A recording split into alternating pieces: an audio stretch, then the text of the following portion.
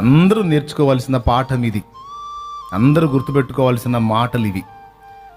దేవుని ముందుకెళ్ళి పరిసయుడి ప్రార్థన చేస్తారు కొంతమంది. దేవా, నేనెంత మారానయ్యా, ఎంత మంచిగా బతుకుతున్నానయ్యా, అంతకు ముందులాగున్నానా, అన్నీ మానుకున్నా కదయ్యా అని వాళ్ళ మంచి క్రియలన్నీ చెబుతుంటారు దేవుడికి. దేవుడే మౌనంగా వింటాడు.